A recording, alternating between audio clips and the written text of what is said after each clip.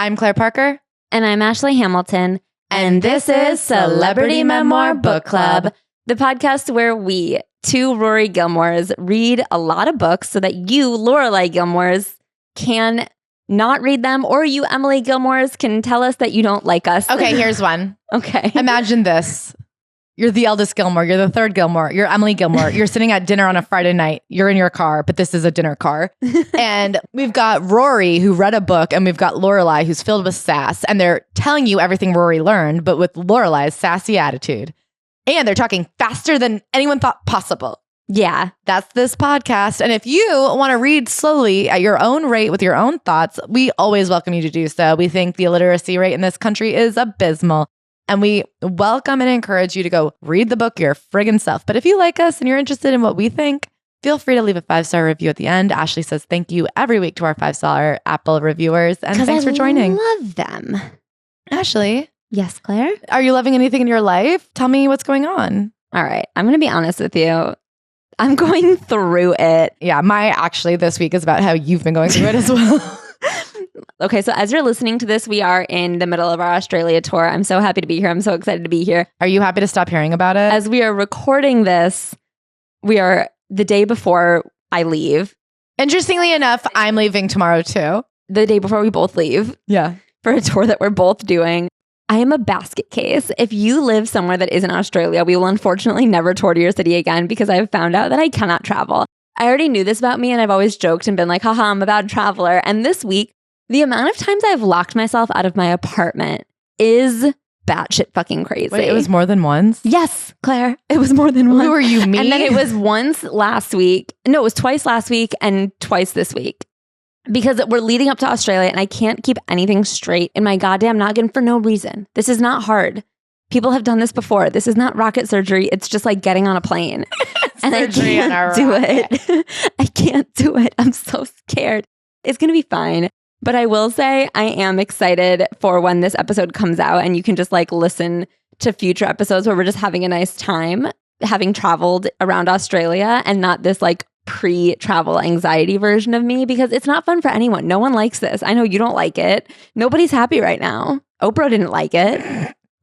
We met Oprah. We talked about it on the podcast. I mean, on the Patreon. Claire, how was your week? It was tough. I feel like I'm in a phase right now where I'm stressed. I'm going inside of myself. I'm stressed inwards, whereas you're stressed outwards. And I actually had to say to Ashley yesterday, I saw her and she was telling me about the stressful situation in her life at that moment. And I went, I love you and I'm sorry. And I see how that's annoying. But I too am actually stressed for the identical reason you're stressed right now. So I cannot take on. I actually, can I say something? Cannot even recall what this conversation was about because I had a new thing to be stressed about today. I'm about to tell you. I literally said, I cannot be around your energy right now because I cannot take on the anxiety you have brought to this cafe because of your annoying pedicure. Oh, yeah. You were like on fucking edge because thank God the Kelly Bishop book, which we're about to do, it showed up yesterday at Ashley's doorstep. So I went up to go get it from her and she was reading while getting a pedicure. And I said, you know what? I'm going to read next door and get a nice coffee. And then you can come say hi when you're done and I'll bike back down to my apartment. She came in and I literally was just like, I can't. I said to you, and I think it was one of the healthier things I've ever said. And if you had been in actual stress, if you had been in a truly dire situation, I would have found the room in my heart. But I was like, I actually cannot take it on right now. I like don't have the emotional capacity to take on that your pedicure lady kept trying to upcharge you and it was annoying. It really was annoying. She was arguing with me. And you had already been through hell that week where your keratin treatment had been canceled. And then hell, absolute hell. My life is so hard. You were also personally the most upset person about the debate the other night, which was... I wasn't the most upset person. I just was an upset person and I was upset about a lot of other things because also I had a really bad public transit week. Okay, all of these things I weighed as a friend who... Because I understand when you're stressed, every little thing, it adds up. But I too am like, well, actually no one can understand what you're going through better than me. Quite literally, somebody also leaving tomorrow. But no one was canceling your hair appointments. I had stressful things happening. I was worried my sunglasses wouldn't be ready in time. Our lives are so stupid. We need to be taken out back and we need to get what's coming to us. No, but I think I drew a very healthy boundary where I said, Ashley, I'm sorry your pedicure was annoying. No, I was glad you said that. I don't have the room for it. Except for today, I had one that I really did need to talk out and you had to sit through it. Oh, that one was valid, I thought. Thank you. I see. I can find the room in my heart if there's something real going on. The pedicure, the keratin treatment, when you called me and said we had to push back recording an episode so that you could find somebody else to do your keratin, I wasn't pleased about it. I wasn't pleased about it either. But I said to myself, she needs to get this done. That's not a problem. It doesn't change anything. I can't feign being excited about changing our schedule around 12 hours before 24 hours of travel. But you know what I mean? I think I've been doing a good job saying, Claire, don't start a fight, but you don't have to take it on. I know. I'm glad you didn't start a fight because boy, oh boy, have I been on a wire. I feel like if you had picked a fight, which would have been quite valid because I've been being annoying and I can hear it. Like every time I complain, I've been like making the rounds to like various group chats so that I'm never too annoying in one place. But I also talk to you so much that it's hard to like not. And like, you know what? I'm annoying myself. But I also keep crying. I just listed a problem that I figured out what had happened. Like there was a missing piece where we had agreed we were going to bring an extra piece of big luggage for all the merch. And then that way, if we wanted to shop in Australia, at least we had like a little extra place to put our stuff to bring back. And Ashley was like, I'm not bringing an extra suitcase. And I just said, that's fine. I'll bring it. Well, what's happening is I've gone insane. But I'll be back to normal so soon. I cannot wait. I can feel it. I think I'm 48 hours away. My mom called me to be like, oh, good luck. I said, I don't have time for this phone call. I said, call me later. I'll call you when I get back, but I don't actually have time to hear you say safe travels. I'm too busy looking at my thumbs and thinking about being stressed. I am so stressed for no fucking reason. I feel crazy. Well, shall we get into a woman who would have no fucking patience? Actually, I think she'd be so compassionate, but also she would be like... She has travel stories in this book. She hates traveling. The third Gilmore girl, Kelly Bishop, or as some of you olders might know her, Carol Bishop. Or as some of you youngers might know her, the third Gilmore girl. The foreword that we don't have to get into is by Amy Sherman Palladino. Have you ever heard of her? She wrote Gilmore Girls, Marvelous Mrs. Maisel, and the most famous TV show of all time, Bunheads. If you guys haven't watched Bunheads, I highly recommend you watch it. I don't even know if it existed until this book. I thought that I had dreamt it. It was an absolute fever dream of a show. Sutton Foster is an Amber Tamblyn type to me. Go on. There's certain celebrities that are like only seen by other celebrities. Like Amber Tamblyn is famous because all of her friends are famous and they just keep being like, you know, my favorite poet, Amber Tamblyn. And I feel like, of course, Sutton Foster is such a star in her own right. Like, I know she's a storied musical singer. I know, obviously, she was on Bunheads and Younger. God, I loved Younger. I loved Younger, too. I would love... We used to only talk about Younger. There was, I think, a good year where all of our conversations were about Younger. But there's something about Sutton Foster where I feel like her biggest champions on this world are also, like, some of the most powerful entertainment industry people. So it's odd that she's not a bigger star. Does that make sense? Yes. Like, I feel like she has more fans in the industry than she does in the world. Can I say I think that's what makes her have the perfect life? How awesome would it be to be Sutton Foster, where like the only people that are obsessed with you are like respectful fans of your actual work and other famous people who make work for you. No weirdos. So the foreword is by Amy, who's just like, she's amazing. From the moment she walked in, Kelly Bishop has been a fixture in my life. The minute she saw her, she said, that's my Emily. She says they're real life friends, not just coworkers. God, and you know who was just a coworker, not a real life friend? Alexis Bledel. But she was a baby. I know, but still, I feel like it'd make a lot of sense to have a grandmotherly affection for her. She says she does. My grandma likes spending time with me. Yeah. So she starts looking back. It still fascinates me how a single seemingly ordinary phone call changed my life. And I am really interested in how she starts this book because, as you know, for memoirs, you have to start at the most interesting chapter and then you work your way backwards and you're like, how did we get here? And she does not start with winning a Tony. She does not start with chorus lines. She starts with this phone call, which I think is such a testament to like the kind of working actor she is and the kind of artist she is, and that she loves the journey and she loves the work. Yeah, I was going to say she's such a like student of the process. And so it's 1962. She's in New York City and her friend Tony Stevens calls her. And basically at this time, Broadway was down and out. People thought it was dead. It was really struggling. Productions had become really expensive to make. Nobody was making a lot of money. There was not a lot of new stuff. And this guy calls her and says, we have this idea. What if the dancers had this like opportunity to tell their own stories? Like, what if we made our own kind of program and had just this experience of seeing what other parts of the theater world we wanted to be a part of? Like a dancers collective where dancers could gather and like work on projects together. So like if one dancer had an idea, they could have other dancers kind of help them put that idea together. She almost doesn't go because there's this guy, Michael Bennett, who she thinks is an asshole. He's like famous and brilliant and charismatic and well-known in the theater world, but she's never taken his shit. They kind of go back and forth often. So she almost doesn't go. And then she says, I'm not going to shut down my life for him. The worse than going and having it ruined by him would be if I didn't go because of him. She is bawdy. She is brash. She is brazen. She talks about her experiences with this Michael Bennett, who is very respected in the theater, and a lot of people, especially chorus dancers, would never go head to head with a person like that. And she is just known for, if she sees someone acting foolish, she will say it. So she had an experience with him where he was a choreographer and he whispers something to the other choreographer. They point at Kelly Bishop and laugh. And she stops the whole rehearsal and goes, is there a problem? And she goes, you're standing there 6 feet in front of me. You whisper something to Bob and point to me and then you laugh.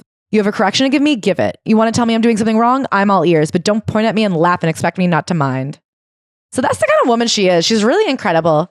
But she shows up to this collective. It's 11 p.m. at night because some of the other dancers were like working on Broadway at the time, so they would wait for the show to end. And they get there, and what they have is this like incredible organic thing where Michael Bennett brings a tape recorder and everyone just starts opening up about who they are and who they've been up till this moment and their childhoods and their dreams and their hopes and their fears.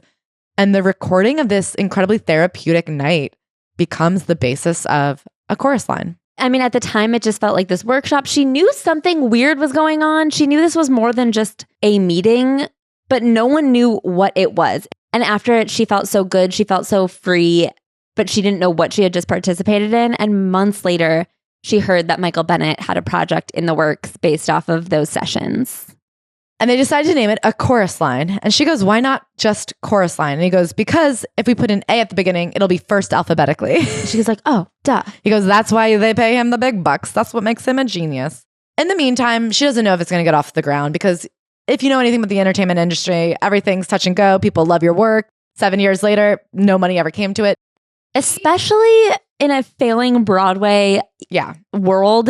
So they do a couple workshops and then he's like, I need to go find more money. And she's like, what if that never happens? Meanwhile, she is going through a divorce at this time. We'll get into it later. But she has been run dry. She's got nothing left in her coffers. So she has to take a touring role on the show Irene. And she hates She turns it down when she was going to be opposite Debbie Reynolds.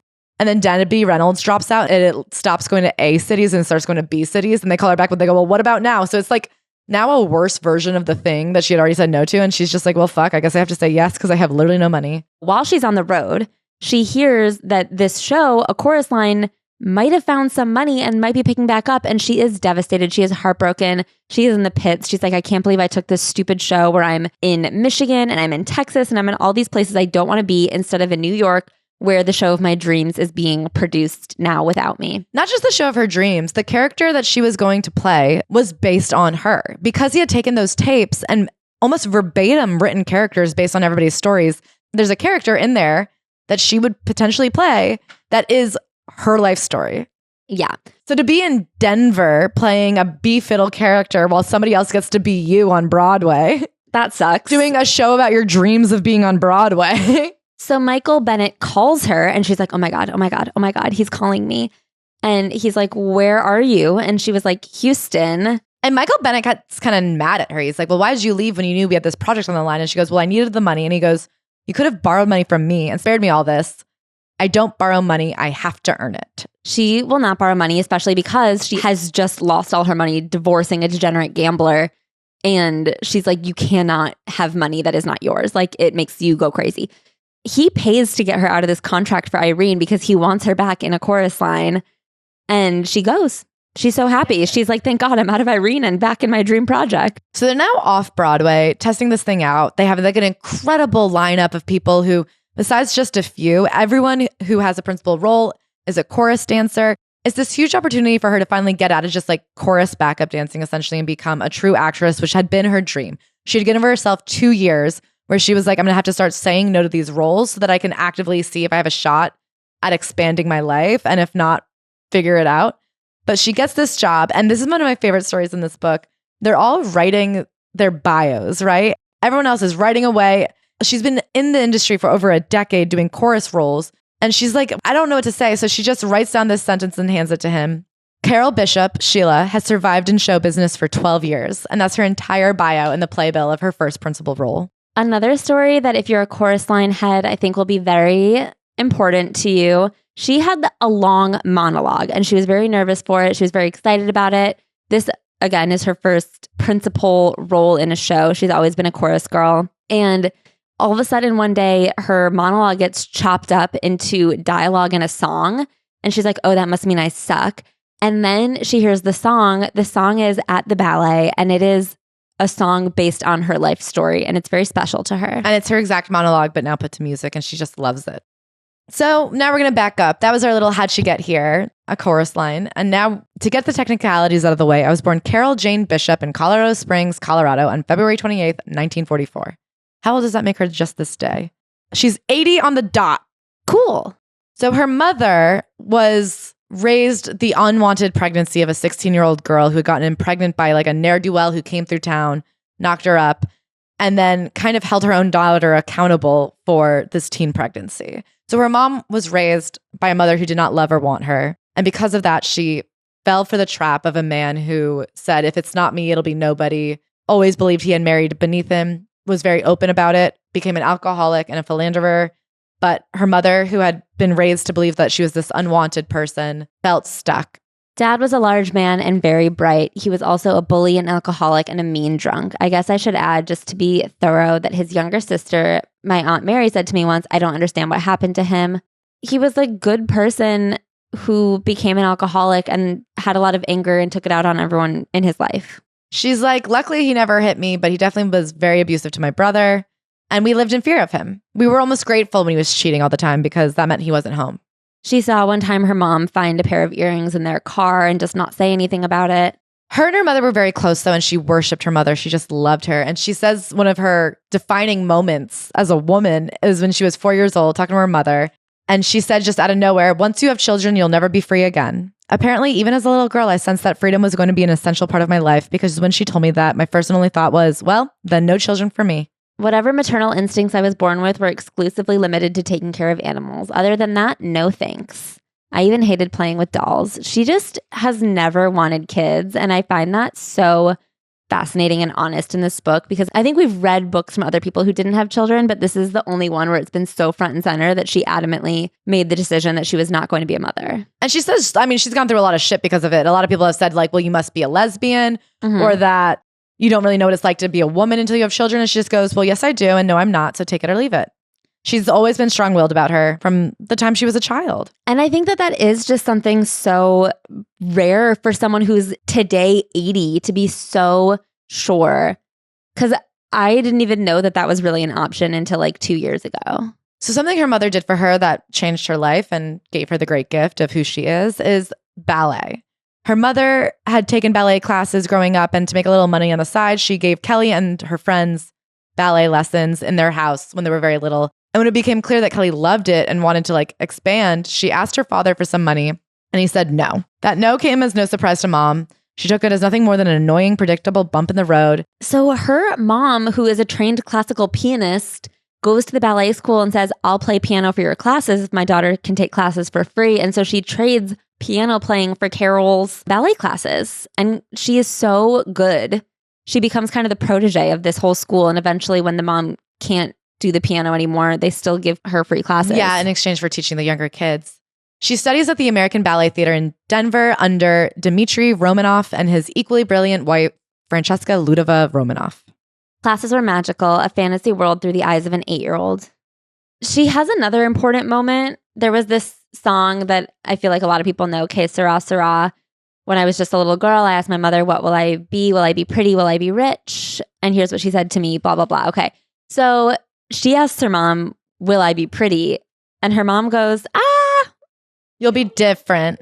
Her mom says, you'll be dramatic and you'll have a lot of flair. And this had a huge impact on her. I can think of nothing more wonderful than being someone with a lot of flair. But I get why, as a little kid who like thinks all of your value is in being pretty, I understand that being quite hard to hear. And it's what made her want to go forth in ballet. And as she says in the song At the Ballet, she's like, I don't know, I felt beautiful when I did ballet. Yeah. It was very pretty there. And it was what made her want to pursue it. It's what gave her joy. In many ways, ballet saved me from a life with no purpose, no sense of direction, and no self-confidence. So she hates school. She's not good at it. She just is dyslexic, so she thinks she's bad at school, and no one told her that she was dyslexic until she was like in her 20s. And she was like, oh, the reason school was so hard for me is because I read differently. When she was in high school, she finally divorces the father. The mom divorces the father, and they moved to Northern California to follow the Romanovs as they moved to the San Jose Ballet School. She had been so happy that her mom was leaving her dad, but afterwards, she felt incredibly depressed. She talks about how this was such a great thing and she was so happy for her mom, but like the reality of her family breaking up was much harder on her than she thought it would be. So she finally gets through high school. Her brother went off to college, and that was just not an option for her because of her grades. And she decides to move to New York to try to pursue being a ballerina. She thinks she'll just go to the American Ballet Theater in New York City and audition and be part of the American Ballet Theater in New York City. And it does not quite go that way. She goes to audition and the person who's like kind of in charge just like hates her. Yeah, they just didn't pick. I mean, they only picked 2 people and she wasn't one of them. I guess she just like felt that way. But she says that like this one woman wouldn't even look at her. I think ballet teachers are notoriously smug. Like, I wonder if all the other people out of the 40 women who didn't get picked were like, oh, for me, it wasn't personal. It was just a lack of talent. It was only for Kelly that it was personal. Yeah, I bet they all say that. I bet there's like 38, 80-year-old women in the world who are still to this day going, no, I literally just wasn't good enough. I didn't have the feet. But we all recognize that Kelly was good enough, but there was a personal vendetta against her. Anyway, so she doesn't get in. So she moves on to the Radio City Music Hall. Have you guys ever heard of the Rockettes? She's not a Rockette. She's something else there. Okay, there's like a corps de ballet in the Radio City Music Hall. There's the Rockettes, and then there's this ballet troupe that has never performed, I think. I mean, of course they do. But they're very divided. Who knew about this? They have a separate entrance, a separate dressing room. Like, they are not treated as equals. And they all know that everyone's there to see the Rockettes. But the corps de ballet is also a part of it. And it's a little bit of money. And she loves to dance. So she's dancing at night in the corps de ballet at Radio City to basically pay for dance classes during the day so she can keep pursuing her true dreams of being a ballerina. She is making $79 a week. Yeah, but that's after taxes. After taxes. So don't take tax out of that. $90 a week before taxes. Can I say at one point in this book, when she was doing that Irene touring theater, oh my God, she bought an Upper West Side penthouse for $13,000. Well, can I say before that, she was like, they were only paying me $550 a week. How did I live off of that? And I'm like, okay, actually, there was a point in my lifetime in 2015 where I was making $550 a week. Oh my God, I was making $400 a week under the table in 2012. Can I say, if I could have done it in 2010s, then you could have done it in the 70s. When you can buy a penthouse for $13,000. Yeah. I didn't care. It felt great to be able to support myself by dancing. At Radio City, she meets a guy from the ballet corps and they start smooching. He is named Roy Volkman and she thinks he's just the best. I kind of feel like if he called her right now, she'd take him out on a date. He was a dancer. He was using the money from dancing to pay for his true passion, photography. She was 19 years old at this point. Eventually, they move out to Vegas together. First, they move in together and her mom is so horrified that she's like, you're living in sin. And they don't speak for 6 months, but I mean, I'm sure she cares, but Kelly really is like, this is my life and I'll live it. You can't get her to stop doing what she's doing. Oh, and then she's in another project with the same producers for the Radio City group. And do you know who is in this dance troupe? Morgan Freeman. Did you know that he started out as a dancer? I never knew. She said when she danced with him, he was in his 30s, which just goes to show you how long life is. You know what I mean? Like, I'm 31 and the idea that if I were Morgan Freeman, I wouldn't have even switched over to acting yet. Because he really did well for himself. No, I know. I think so too. I always think that. Whenever I see him on screen, I go, look at that. Look at that man. Let me tell you, I waste no tears over Morgan Freeman because I say he's doing okay. It's nice to know that I can go to sleep knowing he's doing okay. I worry about a lot of people, but not Morgan. And to think, he was a dancer. There's so much time for me to become a dancer. And then an actor. You come back here in 30 years, I'm going to be exiting my dance career and entering my acting career. And I don't want you to worry about me either, because I'm going to have a Morgan Freeman style upgo. Don't you worry about me. I'm just like Morgan Freeman. Okay, so then her and Roy scooch out to Vegas. They say, we're sick of New York City. We're sick of this hullabaloo. Let's go out there and see if there's some good work on the West Coast. They find themselves in a fun little show. And she fights for herself. There's this really cool choreographer. Name something. It doesn't even matter. Do you guys know famous choreographers from Lake Tahoe in the 70s? It's fine. Were you like waiting for that name drop? Well, you're not going to get it. Pay for the Patreon. I'll look for it there. No, you won't. I'll remember if you text me and ask specifically. Okay. Don't DM, text. So if you don't have my number, then no. Okay. Anyway. This is setting you up for a problem. While she's out there, something pretty horrible happens. Her dad dies. I knew I should have felt something when I heard the news he was gone, but I didn't. I felt nothing. So she hadn't talked to him very much since him and the mom divorced, and she goes out to the funeral with her brother. Her brother is like going through it. Because the dad was really mean to him. And then at the funeral, she just starts uncontrollably wailing. And she's like, I don't even know what I was so upset about. And I was like, I bet it was that your dad died. She's like, it's just like a lot of things like caught up to me at once. And I was like, was a lot of things that your dad died? And that he had never really been there for you as a dad? I feel like that might have been it, but we don't know. We weren't there. Also, maybe she had had an annoying pedicure too. No, that's so true. Maybe her keratin treatment had been botched. Claire, you're listing a lot of really equally traumatic things. A lot of good reasons to make somebody cry. Wail uncontrollably.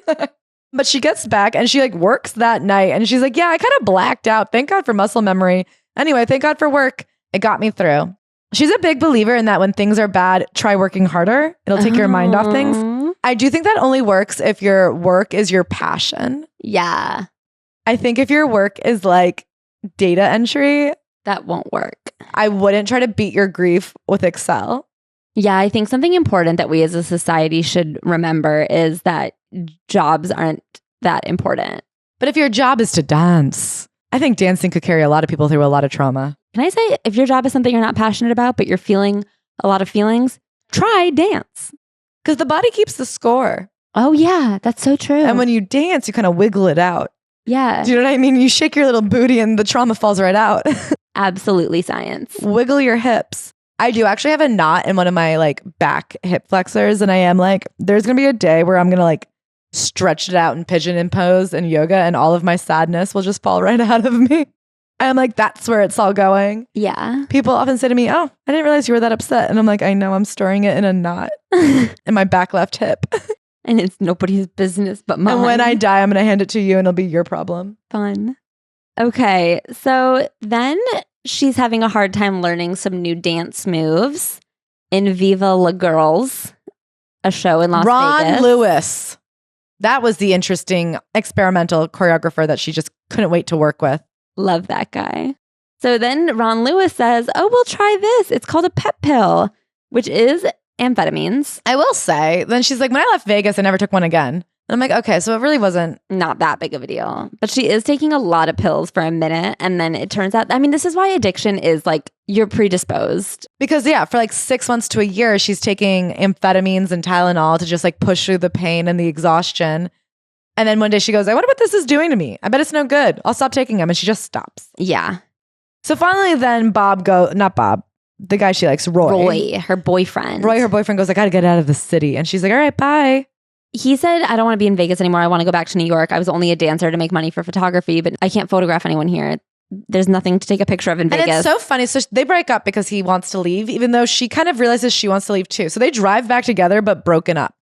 Our relationship had been slowly, quietly disintegrating while we were in Nevada. It was such a shame. I remember wishing I could have met him several years later instead of when I was 19 and too young to be looking for something permanent because he really was the perfect guy. I missed Roy terribly when we were apart, but I'd also started making my own plans, my own routine in my own life so that by the time we were together again, adjusting to have him around almost felt like an intrusion. It made no sense to me. He was still the same dear, remarkable man I'd fallen in love with, and it was so unfair to him. I just couldn't seem to get past it. It is so impressive and interesting and phenomenal for me to have read this story about this woman who knew what she wanted and push for it at a time when that was quite rare. And it reminds me of something my friend Oprah said to me this week. Uh-huh. Someone asked her about her seasons of renewal as a woman who's bared such a public burden, the burden of greatness for so long. And she says she always just gets quiet and listens to the voice within herself. That we all have a voice in us. Kelly Bishop has a voice within her. The way that she knows when to show up and when to walk away, it is genuinely remarkable. She just has trust and she wants what she has. You know what I mean? Mm-hmm. She wants to enjoy the passions that were given to her. And I think we should all be so lucky in a life to know what we love and just feel grateful to do it. Divorced from any notions of what success should look like. Yeah. Am I wrong? No, you're right. Okay, I feel I'm being mocked. You're not being mocked. Okay. You're just like stoically sermoning. I was inspired by a lot of women this week. So shoot me. I love that. I'm very happy. The way you're acting doesn't feel loving. I'm crying. I'm so moved. Okay, it doesn't feel up. Okay, well, we'll move on. It is authentic, Claire. Blessed by the powers that be, her voice within it does rise. Anyway, so they go back to New York. So she's back in New York and she's doing some auditions. She always gets past the first audition. She always does a great second audition, and then she just never gets the call. And she realizes because it's not about what you do, it's about who you know. And then through a series of odd referrals from having been on the audition circuit for a long time, she gets a call back and she finds out that they have too many brown-haired people in the chorus and they want to sprinkle in like a redhead and a blonde. And she's like, well, I can't be blonde, but I'll dye my hair red. And she gets the role. She also had found out that a New York choreographer. Mm-hmm. This book is full of really tough words like choreographer. Yeah, it's fancy. Which is, if you don't know, that's who invents the dances for the dancers. A dance scientist. I'd mentioned me to his ex-wife, who happened to be the assistant to Ron Field. And she's like, it sounds convoluted, right? All without my knowing a thing, but it worked. I ended up one of the finalists. And so she's saying like it was a really hard lesson to learn in New York that who you know is just as important as what you know. But you have to have both. So if you're coming to New York, meet people and work hard. And that's the combo. Smart. Anyway, so now she's officially a 24-year-old redhead Broadway show dancer. I was excited and I was on my way. She has an affair in the show. You know how it is. He's married and she didn't really understand why that was her problem. But then as she started falling more and more in love with him, she was like, wait a minute. Does she feel this way about you? That would be a really mean thing to do to me. Oh, 24-year-olds, you know? So they break up. Also, she's like, it really wasn't hard for me to be someone's mistress because I don't believe in gossip and I keep a tight circle. Yeah. I am like, God, I respect you so much. I don't even know what we would talk about in real life. I know. If not gossip, then what? You know what? I would watch her dance. I'd say, dance for me, Kelly. Yeah, me too. And I think she would because she loves to dance. It wouldn't be sexy either. It would be musical theater dancing. I love that. So then she gets a role in this show called Promises, Promises. And that was the start of her breakthrough. Like this was a major moment. It wasn't like her breakout role, but it was a major role. The choreography was done by none other than her future hero, nemesis, friend, and headbutting opponent, Michael Bennett. I was excited and very grateful to be a part of it, but it also led me to a choice I wouldn't recover from for years. So through this show, she meets Peter Miller, a stagehand and an electrician on Promises, Promises. I'd forgotten how nice it was to have a man in my life that I could spend time with. So basically to not be having an affair. She's like, oh my God, it's so fun to date. Peter was a compulsive gambler, a thief, and a pathological liar. You name it, he bet on it. And from poker to blackjack to sports to the ponies. And she knew all of this before she married him. So why did I do this? What was I thinking? Well, stop me if you've heard this one, but I guess I thought I could fix him. Her mom was not happy about it. She came to the wedding begrudgingly. Her wedding gift to me was a framed charcoal sketch she'd done of a sailboat, which I still have, and the emphatic rhetorical reminder that before she headed home, don't ever worry about giving me grandchildren. It's really wonderful that her mom was so supportive of her not wanting kids. I mean, I wonder if it's just because her mom hated the husband, but also... I think it's a combo of both, but that's still such a nice thing to say because his mom was like pushing them into weddings. And I'm watching The Secret Lives of Mormon Wives, Yeah. and they don't ever for a second pause to say, don't marry or have kids with that guy. It's nice to have one person in your life to say, don't do it on my account, because a lot of people in your life are like, when are you going to have a baby?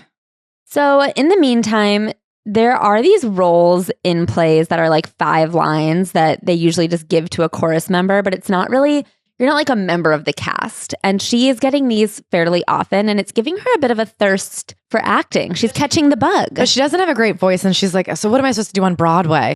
And then she sees Elaine Stritch and she goes, oh my God, my hero, you don't have to have a good voice to be an incredible star of this stage. It was an epiphany for me. She tells Elaine Stritch to her face a couple of years later. She's like, you're my inspiration. I saw you have such an amazing performance. And I thought, oh my God, anyone could sing on Broadway. I wonder how Elaine Stritch took that. So she decides to give herself 2 years to try to cross the divide from dancer into actress. And some of this is driven by the fact that she's like, I'm getting close to 30. That is kind of the end cutoff for dancers back in the day, 35 at the most. I want to give myself a go, so I have to bet on myself. So she starts turning down these like great gigs as chorus girls. And she says, I don't do that kind of work anymore. One company called her up and they said, do you want to come be a chorus girl for this project? And she says, no, I'm not a chorus girl anymore. And then they call her up again and they said, okay, do you want to come audition for a role? And she auditions. She does not get it, but she's auditioning for principal roles now. Passing up a guaranteed, enjoyable, well-paying job felt like either a brave step toward my future or the dumbest decision in theater history.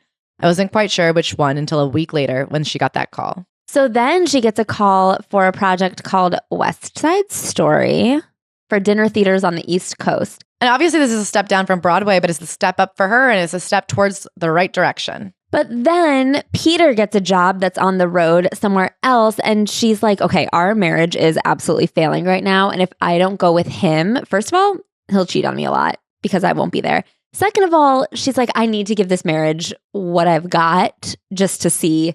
So I can't go and do West Side Story while he does this other project. I'm just like admitting this marriage is over then.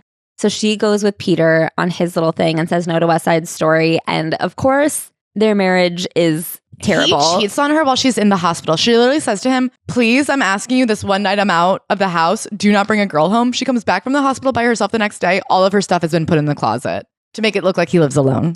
He's also been trying to have kids with her this whole time. And she's been saying she's not ready to have kids / does not want them ever. And she just keeps taking her birth control pills, even though he thinks that they're trying to have kids. And finally, she admits that she's on birth control and they get into a huge fight. I mean, we'll get into the final straw later, but after she's like, okay, this is pretty dead in the water, they call her back. The West Side Story people go, okay, so the people that are in our company right now, one of them needs to take a leave. So do you want to come in and fill in for this role? So she ends up getting to do West Side Story anyway. So she has these moments that she calls like, gee, I wish. And then the phone rings and they happen to her all the time. And she's always like, it was my instinct. It was my intuition. She just really believes that the universe is out to have her back and that like what's meant for her will come. And if you don't get something you want, it's because you're being freed up for something later. And all these things just keep happening well for her. Yeah. And she had been talking to this agent who hadn't quite put her on the roster. So when they call and they say, okay, we're going to put you in West Side Story, she goes, great, call Beverly Anderson. She goes, one thing about agents is they'll never turn down money that ends up in their lap. So that's how I like tricked this woman into being my agent. Yeah. She's brilliant and she's gumptiony. So she had bought this penthouse for $13,000. 83rd Street and West End Avenue. Ugh, I bet it was gorgeous. It was mortgage free. She bought it in cash because she hates owing money. But then she takes out a loan on that apartment to pay off her husband's gambling debts. And he is supposed to be paying down that loan and he didn't. So her house gets foreclosed on. While she's away for the West Side Story. She's like, get the fuck out. Get the fuck out of my life. So this is like the hell that she's going through, trying to get divorced from this god-awful man who lost her penthouse when she gets the call for a chorus line. Well, that's when she gets the call that we start with in the very first chapter. I'm putting together a workshop. Mm-hmm. So she is really in the pits. Her house has been foreclosed on. She's getting divorced from this awful idiot. And then she's finally doing this workshop. It's like an absolute breath of fresh air amidst a horrible year. She also is not making as much money as she used to because she's given up her steady work of chorus line work. Yeah. Anyway, so now we're back. She has to audition for her own role of Sheila in a chorus line for Marvin Hamlet's. Whatever. You guys know. Google it. Marvin. She goes into audition and she thinks she sucks because she sings like one bar and she knows she's not a strong singer. And Marvin goes, I've heard enough.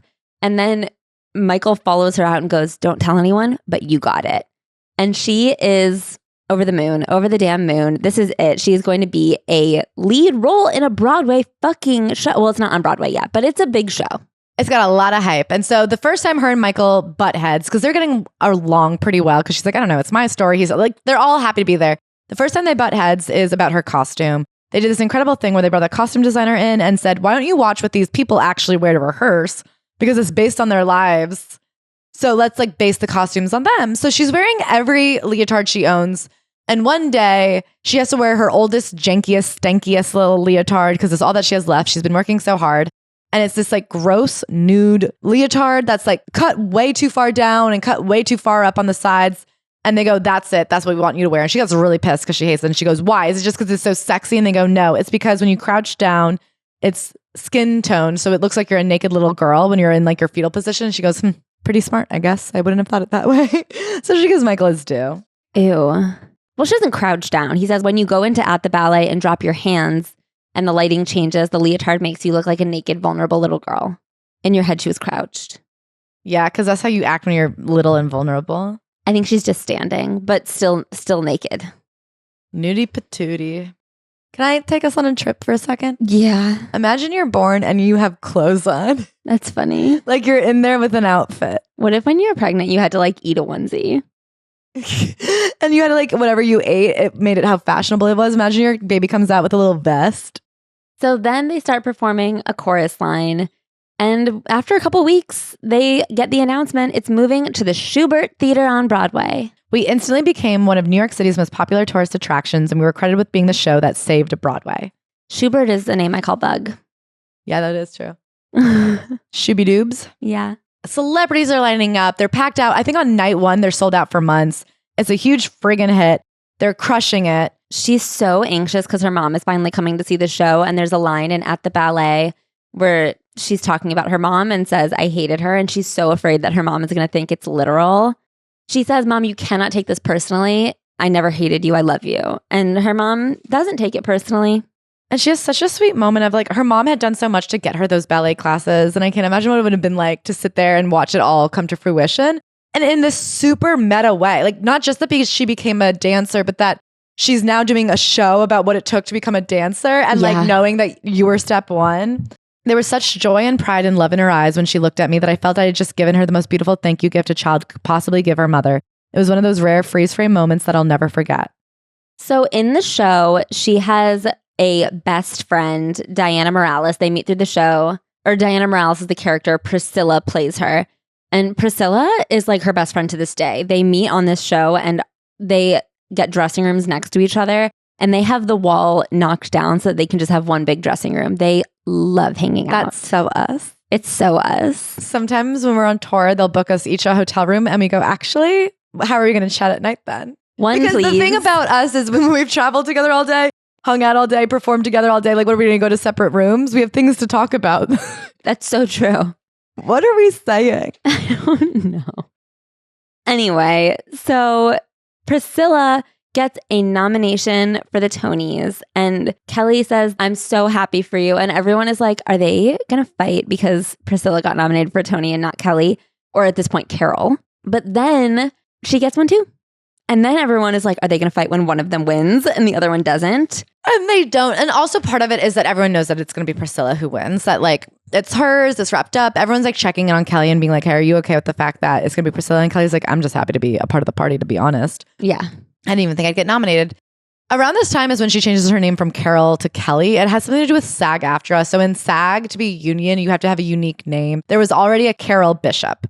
So she, not realizing that this was the rule, they said like, what's your alternative name if this one doesn't work out? So she put in her married name of like Kelly Bishop. Carol Bishop Miller. Carol Bishop Miller. And then she gets her SAG card and it says Carol Bishop Miller. And she's like, oh, fuck this. I'm not Miller. I hate Peter Miller. She goes, I'm not going to win a goddamn Tony with his name attached to mine, that limp dick bitch.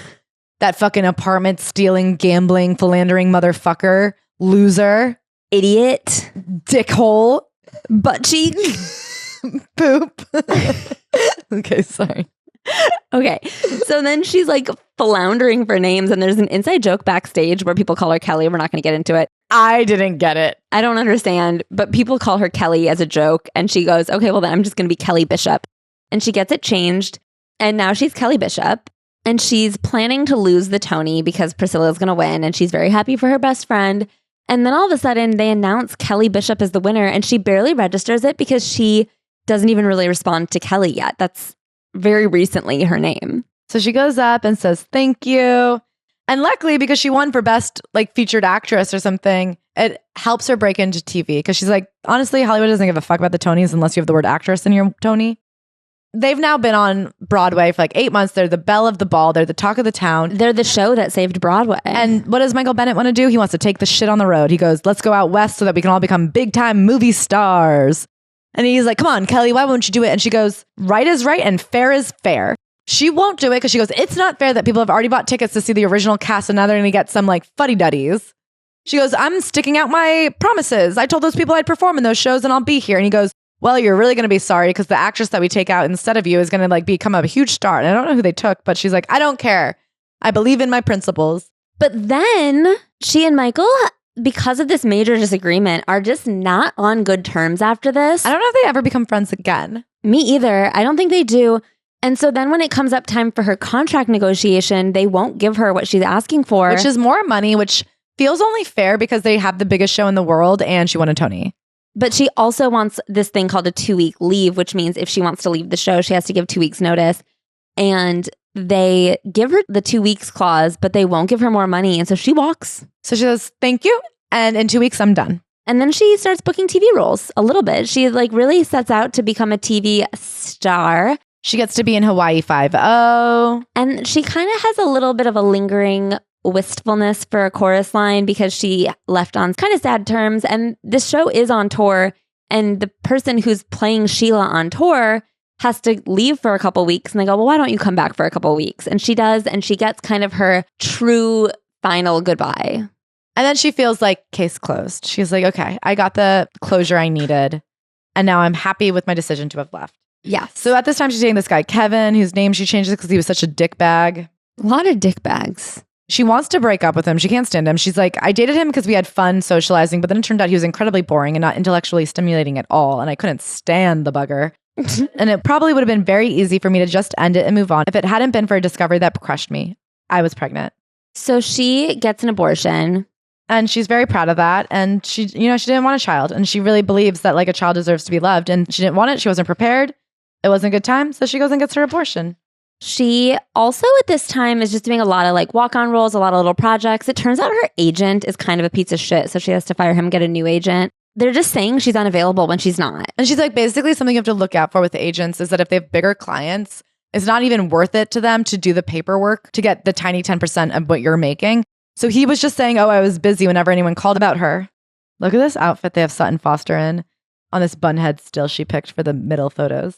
I think that's what she wore the entire show. Come with me here. It's 2012. You're in Urban Outfitters.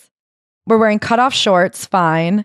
Like Peter Pan style workman boots. We've got 3 layers of tanks and then a cropped over the top t-shirt on top of the 3 tanks. I believe there's only 2 tanks. It's an outfit that you would have seen on one of the hottest girls in the show Greek. Yes. I think also another 2012 masterpiece.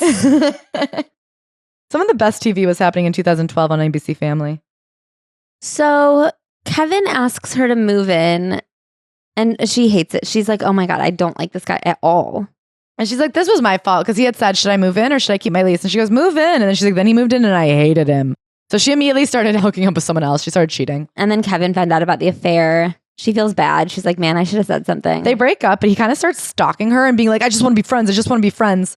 And one time he shows up and she goes, by the way, she goes, you've been stalking me, so let me make this clear. If I end up dead, you're the first person the cops are going to call. He was furious and yelled back, I would never do that to my parents. I replied, good, don't. That was the last conversation Kevin and I ever had. So then she's doing this show where one of the anchors is a guy named Lee. Lee Leonard. He hosts Midday Live. And a classy, erudite man. She met Lee Leonard one time through Kevin, and she's so humiliated to be going on this show where this guy knows her as Kevin's girlfriend. She's like, I can't believe I dated that loser. Everyone's going to think I'm a loser. Now I can't even go on daytime TV without everyone thinking I'm a loser because they've met Kevin and Kevin sucks ass. So she's talking to him and she makes this statement about Lee that I wanted to share because it reminded me of some good dating advice I think that Ashley said to me recently. Oh my God. I'm dating. Claire's going on dates. I'm just seeing what else is out there. She says, one of Lee's many gifts as an interviewer was that he brought out the best in his guests and let them be the stars of the segment. He made me feel brilliant, respected, and honored to be there. And the longer the interview went on, the more secure I was that we wouldn't be getting into anything personal. The thing you said was that like what's important on a date is like how you feel about yourself in their presence. Oh yeah, I did say that. And I think that that's so true. And like the fact that she's like, oh, I met this man who was incredible and he made me feel brilliant, respected, and honored. Yeah, I feel like on early dating, being like, do I feel good around them? And do I feel curious to keep getting to know them? Like, am I excited to know more about them? And am I happy about being me? Yeah, I feel like that's like a good thing to look for. And I feel like it really resonated with me when I read how she felt in Lee's presence. Yeah. I thought that was really sweet. So anyway, during the commercial break, he's like, you still dating that guy, Kevin? And she's like, nope. And then the next day he asks her out and she's like, why? And he goes, to date. And on that date, he goes, listen, I've had a lot of breakups. And she goes, why? And he goes, because I don't want kids. And she goes, we're in love. We're in love. And can I say, they were together for the rest of his life. For the first time in my life, probably because I sensed he was worth it, I broke my time-worn pattern of leaping into a relationship with eyes closed, feet first, consequences be damned. Instead, I let things progress slowly, easily, and naturally. So they had a cute little marriage, a cute little wedding. I couldn't have cared less about spending time, energy, and money and making a big fuss over a wedding. She tells her mom to not even come. She's like, it's literally not a big deal. I think she's a bit embarrassed because it's her second wedding, but Lee and I didn't just become husband and wife that day. We also became partners, lovers, companions, and best buddies who are always supportive of each other, even when work forced us to be apart for a while. Their jobs do pull them apart a good amount. She will get a job in one city. He'll get a job in another city. At one point, he's working on a show on CNN. He's anchoring a show called People Tonight. Oh, he actually was one of the first anchors of SportsCenter. I bet your dad knows that. I'm sure he does. I'm sure my dad sent a text to the family group chat when he passed. My dad loves to send an RIP to the family group chat. So he was one of the first anchors of SportsCenter, and then he gets asked to do this show on CNN called People Tonight in LA. So now he's living in LA doing all these interviews. And she goes and she's pretty happy because her ballerina studio is out there. So she gets to do ballet classes. She's working too. She does this perfectly frank review. Is that how you say that word? Review? I don't know. It's weird that review has two different spellings of the music of Frank Loesser. But then he gets shit canned. So that sucks. He gets really depressed about his firing. And she goes back to New York and they need the money because she's not working either. And she ends up working on soaps. And she's like, I didn't even watch them, but they were a lot of work. And I think that that's like kind of the beauty of her is she goes, I thought they were beneath me. To me, like actors did real work and then soaps were just commercial. But you know what? I needed money. And that's the truth. And she goes where the work is. And that's why I think she's been working her whole life is she never says, oh, I'm too good to do something. And you know what I mean? You never know what's going to blow up. You never know what's going to keep you going. And it keeps her happy. She likes working. She likes being busy. She likes making her own money and she likes being around people. And then CNN calls Lee back and they say, well, we've got another show for you. And this time you can stay in New York because boy, oh boy, we miss you, my friend. So he's happy again because he's working again. She gets a little movie called Dirty Dancing, where she didn't know she was going to take it because it was only like one day of work. And the character wasn't that interesting. Her dream is to work on a show, like a movie or a project until the end. She's been doing tons of walk-on roles, tons of bit parts where she's on set for like 3 to 5 days. And she's like, I want to be like a part of a cast. And like not even just because of the workload, because of the community. She's like watching the bonding go on. She loves hanging out. So she ends up taking this tiny role and they expand it to the mother. They don't even tell her that they're expanding her role. And it's the same amount of money. And it's not that interesting her role, but they're like, but you're here the entire shooting time. And she's like, I'll do it for the fun. And won't you know it, Dirty Dancing ends up being a huge, huge hit. She goes, it didn't do well, but people seem to really like it to this day. Yeah, they do. Fun fact about that final scene where they're at the party and they do the I've had a time of my life move is that at every afternoon, the whole cast got to have real alcohol. So they'd be like buzzed. So she was like, it was so fun because that was the final scene we shot. And we were just like having parties every night. What a time. They were having the time of their life. Her and Jerry Orbach also become really good friends because they both get to go home every 3rd week because that was in his contract and she's not in scenes he's not in. So when he goes home to New York, they go home together and everybody on the cast thought they were having an affair because they kept like going back to New York on the same car. And she's like, isn't that funny that we're just like both so excited to get back to our spouses? And they all end up golfing together. So then she gets a play called 6 Degrees of Separation, and she's doing this small role called Adele. And it's a very experimental project where the whole cast sits in the front row of the theater and then makes their entrance and exits from the audience. And she's like, this is so weird. But all the young people in the show are like, this is so art. So she's like, I guess it's art. That's cool. So she gets herself the lead role here by asking, but then like negotiating sneakily. So basically, Stockard Channing is playing Wisa Kittredge, who's the star. Our girl, Kelly, desperately wanted that role. She negotiates herself as the understudy. And then when Stockard Channing has to go out to LA to shoot a project, she goes, okay, so for the record, I want it. And then they go, okay, well, we were thinking about having Glenn Close fill in because it's not just like understudy work where she's filling in for the night. It's like a month. And they go, okay. And she says, okay, just remember, I want that role. As I headed for the door, I added, not for effect, but because I really meant it. By the way, if I don't end up playing Wisa, I won't be understudying her anymore. And then she's Wisa. So then she gets this role. And then she goes, also, I want the same salary as the two male leads. The producer found that to be an outrageous request until I offered to accept the lower pay in exchange for a run-of-the-show contract, i.e., as long as the production kept going. I'd be playing Wisa. Of course, I knew that they couldn't do that since Stockard was coming back for the last 2 weeks, and they ended up giving me the money I'd asked for in the first place.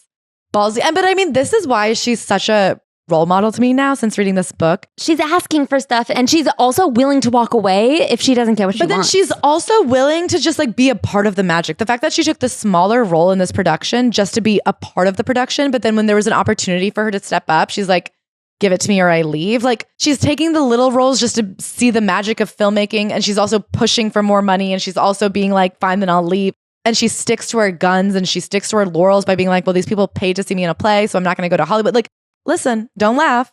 But as my friend Oprah would say, she has an inner voice that she listens to, and I'm so impressed. Her inner voice is playing chess, and it's impressive. But I also think there's a lot of people we've read who could have lived her life and been unhappy with it. Yes. Who could have said, well, after I won a Tony, I did a walk-on role on Hawaii Five-0. How did that happen to me?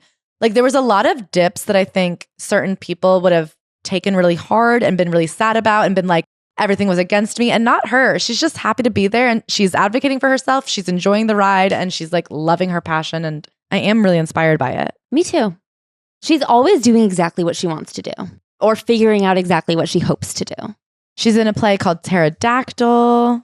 Her mom then has a heart attack and does not survive, and that was very devastating. She talks about it more later, but there is a lot of times where like a role gets her through grief. So she was very sad for about a year. So she like takes on this thing called My Wildest Dreams just to like help her work through it.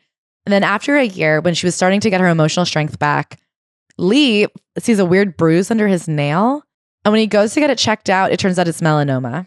So he loses half of his finger, but he like is really strong about it, and he soldiers on, and it goes into remission. So they're like happy. She's in this short play by Woody Allen. She talks about what a brilliant man he is. I'm like,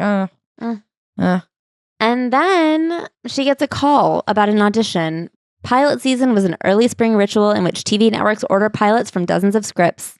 And I want to say at this point, she's doing like theater in New Jersey. She's doing the George Street Playhouse in New Jersey. She's doing Paper Mill Playhouse in New Jersey, which are things I heard of because I like grew up in New Jersey. But like, this is a woman who's won Tonys, who's now doing kind of like New Jersey local theater and still like taking on, you know what I mean? Like, that's the kind of stuff where I think other people would have written it as like, oh, I was so mad. They might have even refused to take those roles and given up altogether. But she just like pushes through no matter what.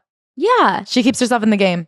So she gets the script for Gilmore Girls and is over the effing moon. She can't believe the way that she's just like enthralled in these characters. And she's like, I really relate to Emily, who if she had just been a bitch, wouldn't have been fun. But there was such interest in her. And she goes, I felt like in playing her, I could connect to her grandma, the grandma who hated Kelly Bishop's mom. Yeah, for like the 16-year-old pregnancy she had. And she's like, I feel like I could like work through that trauma through the character of Emily. And so she goes in, she auditions, she feels pretty good about it, and then she doesn't hear anything for ages.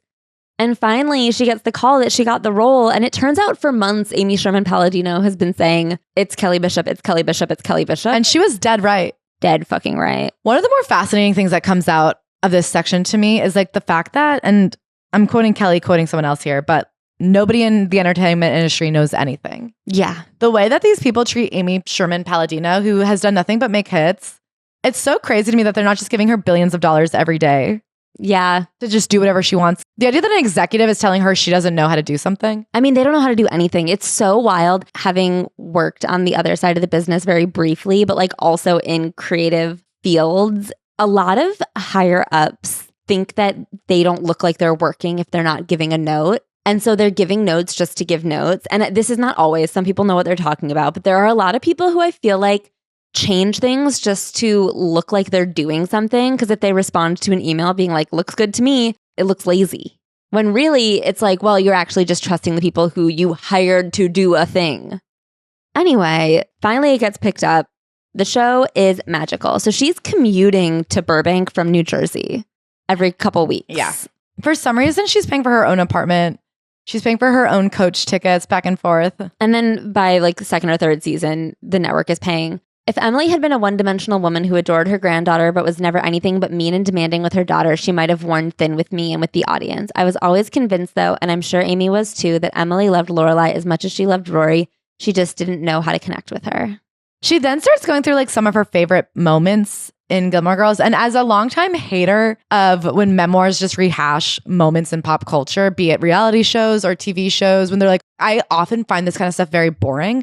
This was like one of the few times I found it interesting, and I got really into it because I think the way she's like, here are the moments in the show that gave me access to the character of Emily and helped me understand how to portray this character. And it was a much more interesting analysis and like a peek behind the work that goes into acting. Sometimes it can just be kind of like a hit parade of like all the big moments. Yeah, I mean, it wasn't like she was just listing them. I feel like it was effective here because she was saying, I loved this trait of Emily Gilmore, and here's an example of where I got to explore it. Yeah, she was essentially writing an essay. She's going back and forth to New Jersey so she can still spend time with Lee, and she is in East Orange for the big 9/11. It was very upsetting. Lee, of course, works at News 12 New Jersey, so he has to rush to the job. Lee and her were feeling optimistic about his health for a couple of years when we were blindsided by the news that he now had prostate cancer. It was his third primary cancer. So she negotiates her contract so she can spend a lot more time in New Jersey with him, but still be Emily Gilmore. She and Amy, after the third season, start to really connect as friends, not just as co-worker, or like not even co-workers, but like head of show and actress on show. They go to like a celebration of Roe v. Wade, R.I.P. She's so cute. She's like, we were there with like Amy, who was the creator of a show. I was at that point a fairly successful actress. And so we were staying at the Four Seasons, but I like was coming in from a protest and all these men in suits were like, why is this rumpled old hippie at the Four Seasons? And that's such a grandma thing to say, to be like, look at me, a rumpled old hippie coming from my protest. So she gives a ton of credit to the success of the show, of course, to Amy. She's like, I know we all contributed, but really Amy and her husband are like brilliant, brilliant show world creators. And she's like, that's why it was so crazy that after 6 seasons, they told us that they were walking because they had not been given what they wanted in contract renegotiations, which is insane. So some other team was brought in for season 7 and then immediately it was canceled. We could sense that the party might be ending, even though no one wanted to say it out loud. We all knew getting canceled feels like an inevitable possibility in series television, but we weren't ready for it, and it was heartbreaking to say goodbye. So then she has a great couple years where she's in Anything Goes on Broadway, and then Amy writes her a character in Bunheads. Unfortunately, when it's time to film Bunheads, Lee gets sick again. And she's flying back and forth again, and she's just so distracted. It was his 4th cancer, multiple myeloma. And she just does not feel present for it. The show only lasts a season, and she feels very guilty that she wasn't able to give the show her all, but I don't think that that's why the show got canceled. Also, I find it very interesting that she doesn't speak as much about feeling guilty about not being there for Lee. Yeah. She's very unapologetically like work focused in this, even as her husband dies. I mean, later she's turning down a lot to be by his side. I think that this one felt very like he's trucking through it. Yeah. I don't think it felt dire. So she says they were working on Lee's health and like the problems that he was facing when it turns out Gilmore Girls was sold to Netflix. She didn't really understand what this meant, but of course Netflix gave Gilmore Girls a whole new life because it allowed audiences to find it again. And she goes, I also feel that Netflix put money in marketing that like the WB never did. She felt very neglected and unappreciated by the WB. Yeah, and then Gilmore Girls just absolutely skyrocket. She said she'd never seen anything like it. And they celebrate with a June 6, 2015 meetup at the Austin, Texas Festival. Happy birthday to me. Where unfortunately, Ed Herman, the father, and Mr. Emily Gilmore, Richard Gilmore, was not present because he had died 6 months earlier. She feels very honored that his wife had called her to say goodbye to him when he was in the hospital. They were very close. And something really sweet is that they had actually both won Tonys the exact same year. Like way back when. She's like, it's so crazy that we realized like that was such a great night for both of us and we didn't even know each other. She always kind of wishes that she could have spent more time as Emily Gilmore. And then Gilmore Girls A Year in the Life comes to be. She really defends it. She's like, I thought it gave great closure to these characters. She's like, I thought it was nice to end not on loose threads, but on questions that you could answer yourself. Like, what do you think happened next? Yeah, she believes that Rory's pregnancy is with Logan, and she says she was always team Logan, which I just wanted to take a moment to controversially say I absolutely agree. A lot of people unfairly hate Logan because he's painted as such a posh asshole. But the thing is, he was the only person who ever challenged Rory and was honest about his intentions and everything he was doing. Like when he says that they are not in a committed relationship, he's with other girls because he said, we're not in a committed relationship. Should I watch Gilmore Girls? I wish you would. So here's what she says. All the young actors on Gilmore Girls were terrific on and off screen, but while several of them boyish, Logan took a more manly approach that I thought worked perfectly as a partner for Rory. And as for Lorelai, I was definitely team Luke. It wasn't just that Luke genuinely loved her. He also understood that he was dealing with a very quirky, specific woman, and he got her. I loved watching them together. I think the end of their relationship was very stressful for me, but initially I was definitely team Luke. But yeah, Logan, it was not his fault that Rory got arrested at all. It was completely Rory's fault because she was kind of spoiled. He was just very honest and, of course, a rich asshole, but like, that's not his fault. He didn't ask to be born rich. Okay, so then she spends a couple pages talking about how many more people recognized her now than ever and how her voice is so distinctive. And then she takes a minute to talk about how great it is that so many men watch the show. Specifically, she says soldiers coming back from Afghanistan. I'm like, okay. So random. She says that she had never wanted to be famous and she feels very comfortable with the level of success that she has. When she was younger, she would see people like being mean about Marilyn Monroe. And she was like, oh, to be a star is to have people laugh at you. And I don't want that. Yeah, she says there's something about when you become famous, the fame takes on a life of its own and it's hard to be recognized for your actual talent, which I actually really agree with. Yeah. And I think that exact mentality of wanting to be successfully working and not famous has kept her afloat and made her ultimately famous. I agree. So now Lee has a sixth cancer and it's just not going well. She puts herself on like unavailable with her agent. She's staying home to take care of him. She gets offered 1 5-day role, which is a short in Salzburg, Austria. And she's like, I need to take it because I need a break. Like, I think it had been a very hard time taking care of Lee. And so her and her friend Priscilla go on this incredible trip to Austria for 5 days where she works for 2. And then when she comes back, she's been renewed in a way that she can like finish taking care of him and watch what ends up being the end of his life. She also at one point does slip on ice and fracture her pelvis.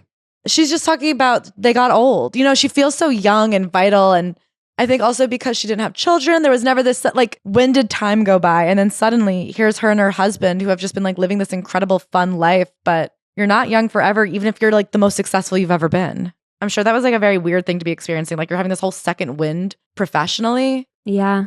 And then meanwhile, you're struggling to walk your dog. Lee is on hospice. As heartbreaking as it was to watch him decline, I cherished every minute of getting to stay so close to him and knowing he was being well cared for. On December 16th, 2018, Lee left. It had been 2 decades since he first got that bruise on his thumb. And she says she thought for years she had been preparing herself for losing him. But she says there's no way to prepare for what somehow felt so sudden. He was here, then he wasn't. He never would be again. And there was nothing I could do about it. She really believes in kind of like a universe spirit that's guiding her. She talks about later going through like a grief walk with her dog Dixie and something inside her says stop. And so she stops suddenly and then right in front of them, a tree falls that would have killed them. I started being intrigued by and even taking pleasure in replacing something told me with someone told me. I love the idea that whether it's a major message like the one I was given that day telling me to stop or a minor one like whether to turn right or left at an intersection or just to pick up the phone and make a call that suddenly occurred to me. Maybe it's my guardian angel or maybe my spirit guide giving me that cue and taking care of me rather than a meaningless something. She really believes we are never alone. She goes to see a psychic about Lee and she gets a really sweet message where Lee tells her he is in heaven and he's on a bench and they're singing. And she goes, oh my God, when Lee and I were first dating and starting to get serious, he took me to a beautiful golf resort in the Catskills. After dinner, we went outside to the pool area and casually sat down on, yes, a bench where we did something we'd never done before. We started singing to each other, just random standards off the top of our heads. It was a sweet and lovely and romantic, and it took on extra significance when he told me later, that's when I fell in love with you. That made me really tear up. That was like really sweet. It's really sweet. She has this thing about how they used to love playing golf together, and I think we missed it, but she's like, he wanted me to learn golf specifically so that we could play together. And she's like, I always thought that was sweet because so many men use golf as a way to hide from their wives. But the fact that like he wanted me with him more. And I was like, may we all be married to somebody who likes hanging out with us. Oh, I wish. So she has a couple projects that she feels really pull her sort of forward in life. And then she has lunch with Amy Sherman Palladino and Lauren Graham. And they're like, how are you really? And she was like, I'm doing great, except for that when I look at my future without Lee, I see blank, endless, plain, like a desert with nothing on it. No matter where I look, no trees, no distant mountains, no colors, no nothing. I've gotten so lost, I can't even find myself. And they're like, oh. So she writes her a character on The Marvelous Mrs. Maisel to help her get her mojo back. And I have to say, no offense, Ashley, I think you're a great friend to me. I've never written you a character on a TV show. If I could have like Amy Sherman Palladino be like my friend who has little ideas for getting me back on my feet, like writing me roles on major TV shows, I'm not going to say I would pick that over. I just wouldn't say no. Okay, so you think me crying about my hair isn't fun unless I can get you really acclaimed TV roles? I'm not saying that it's not fun. I'm just saying that like when they come, they say, are you interested in dessert? And you go, I'd look at the menu. That's how I feel about it.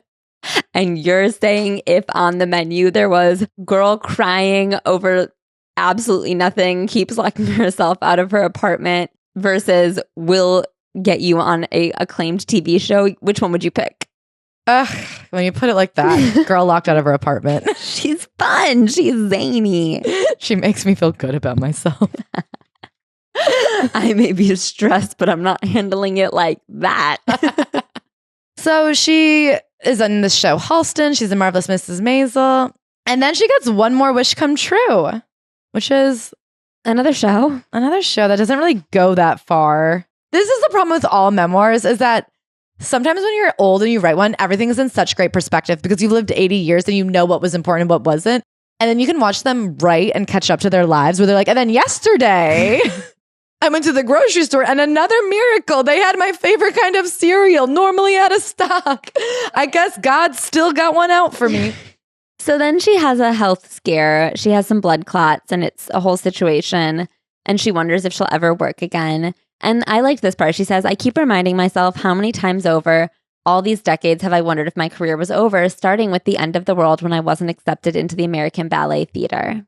When she was 18. She's always been never going to work again. And now she's 80 years old, 60 years into a career. And then she gets in and be like, okay, so here's the deal. What's it like to be 80 years old and on TV? It sucks. She got like her chin done twice, I think. But then she goes, I think about the other actresses around my age whose work I admire, particularly my favorite, Helen Mirren, and realized that I wouldn't admire them one bit more if they looked younger. Okay, at first I thought she was saying work, like getting work done that I admire. And then it turns out she was saying like acting jobs. And she says, overall, when it comes to her wrinkles, when it comes to the signs of aging, she goes, I'm not in love with it. I don't look at myself and say, I love that about me. But I do look at it and say, I've lived an incredibly good life. And she'd rather be old and wrinkly than blown up like a Thanksgiving Day balloon. And I agree with that. And then she says she has this final moment where she goes to see Hamilton. The original cast of A Chorus Line goes, and she looks up there, and there's a moment of sadness that hits her where she goes, that used to be me up there. Then just as suddenly, the same thought hit me with the greatest wave of joy and gratitude. That used to be me up there. She goes and talks to this one chorus girl that she finds to be phenomenal. And she is so happy. She says, I'm so excited for you. This is thrilling and I know what it's all like. I want you to relish in it, inhale it. I had the joy of realizing and embracing the fact that it was a part of my life and I was able to pass the torch to that talented young chorus dancer with grace and not a hint of resentment that it was her turn now. I had my turn and it wasn't my torch to begin with. To this day, when I occasionally fall into that sadness trap, I think back on that night and that lesson. Don't cry because you think your best days are gone. Smile because you had them in the first place. Okay, I will say, Kelly, that is like already kind of a phrase. That's a famous quote. That you just kind of like made worse a little bit. She's like, listen, if you've got a passion or a dream, go for it. And then if you do it and it turns out it wasn't your passion or dream, find your new one and go for that. She's like, you should feel excited about stuff. She's like, looking back has been amazing and it's inspired me to look forward. She's just so happy. I've lived a life I'd envy if I weren't me. I've loved and been deeply loved. I found my passion and was blessed to make it a career. I don't think about the many times I fell nearly as often as I think about the many times I got back up. So thank you again and forever, Mom. Very sweet. Can I say I loved this book? Me too. Very simple, very to the point. 5 warm martinis from Ash. Yeah, a life well lived and an inspiration to me. I wish that you would watch Gilmore Girls. I will. I'll watch it. I wonder if I can download it on Netflix on the plane and watch like season 1 and season 2 and season 3 and season 4 in the next the next day. I really think it's pass. And I really think you would think that that is time well spent, life well lived. I think I watched it back in the day, but it doesn't I know I saw it when it was first out, but that was many a year ago. Yeah. Okay. Bitches and hoes, I love you the most. I gotta go home. I've got a pizza party with my name on it. Somebody said, have you packed socks? And do you want to hear something so funny? I haven't because I'm doing the apocalypse tonight, finally. But I was like, what are the chances that you forget them? Yeah. It's okay. They have socks in Australia for sure. I don't know. I'm stopping in LA. Big sandal culture there. Ashley, who do we love the most? The 5-star wormies.